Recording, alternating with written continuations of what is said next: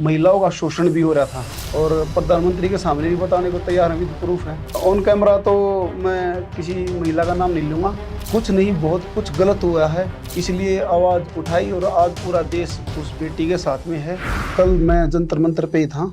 जो बात कर रहे हो कि कीड़े की, ये इसमें फेडरेशन में मतलब काफ़ी सालों से था। कोई भी रेसलर आगे आने से डर रहा था कि भाई अगर मैं आगे आया और समाधान नहीं हुआ तो मेरा जीवन बर्बाद हो जाएगा। लेकिन अब क्या था, पानी सर के ऊपर से गुजर चुका था।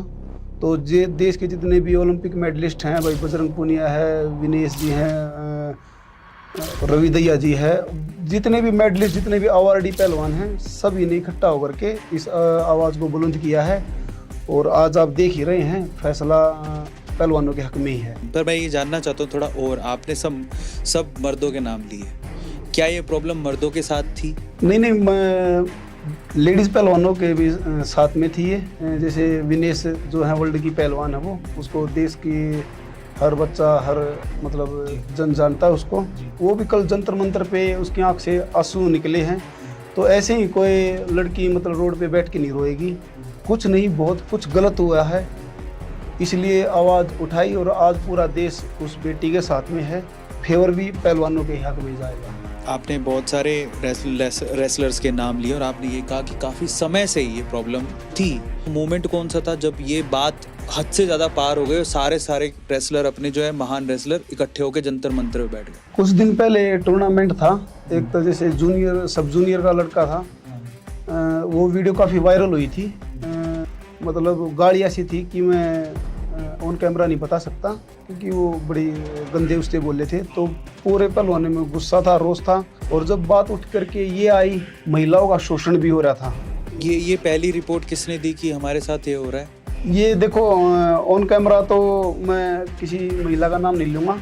और जो विनेश जी ने कल बताया कि भाई अगर मामला कोर्ट तक गया तो वहाँ पर वो लड़की आएंगी, और प्रधानमंत्री के सामने भी बताने को तैयार हैं, विद प्रूफ है। शोषण था 100%, इसमें कोई झूठ नहीं है। फेडरेशन में काफ़ी धांधलेबाजी और गंदगी थी, क्योंकि फेडरेशन के जो अध्यक्ष हैं ये अपनी दादागिरी चला रहे थे। इसीलिए मतलब पहलवानों को एकजुट होकर के जंतर मंतर पे आना पड़ा। देखो, जो सिलेक्शन होता है वो मंत्री जी के हाथ में तो है नहीं। मंत्री जी के नीचे मंत्री जी के पीए होते हैं, आपके जो फेडरेशन होती है उसका हेड भी होता है, कोच भी होता है। तो मैं ये जानना चाहता हूँ कि जो कीड़ा है, जो आप बोल रहे थे कि मंत्री जी, हो सकता है आप जो कह रहे हैं आपके शब्द के हिसाब से कि मंत्री जी दादागिरी दिखा रहे थे, वो किसी को टिकने नहीं दे रहे थे, लेकिन जो कास्टिंग काउच का कीड़ा है, फ़ायदा उठाने वाला, वो नीचे से ऊपर तक था कि सिर्फ ऊपर तक था, वो थोड़ा समझो। अकेला मंत्री नहीं, जो उसके इर्द गिर्द जो भी कोचेज वगैरह हैं, सब तो नहीं, सब तो एक जैसे नहीं होती, पांचों उंगलियां एक जैसी नहीं होती। लेकिन इस में ज़्यादा ही मतलब गंदगी घुस चुकी थी।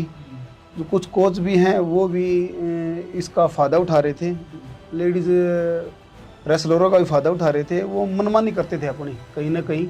मतलब एक ये होता है ना कि भाई बंदे इस संस्था में, मतलब ऐसे बंदे होने चाहिए कि जिनको जुनून हो कि हमारे देश की पहलवानी को और ऊपर उठा जाए। लेकिन कहीं ना कहीं अब फेडरेशन में बहुत ही धांधलेबाजी और गंदगी थी, तो अब ज़रूरत थी इसको उखाड़ फेंकने की।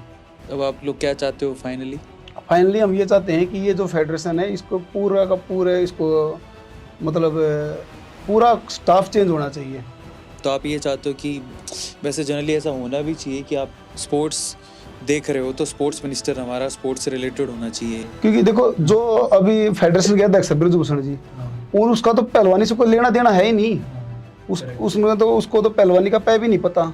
और अध्यक्ष ऐसा बंदा अगर कुर्सी पे बैठता है तो वो पहलवानों की भावनाओं को क्या समझेगा? तो कुर्सी पर ऐसा बंदा बैठना चाहिए ना जो पहलवानों की भावनाओं को, हर एक खिलाड़ी की भावनाओं को समझ सके, ये समझ सके कि भाई उन्हें चाहिए क्या।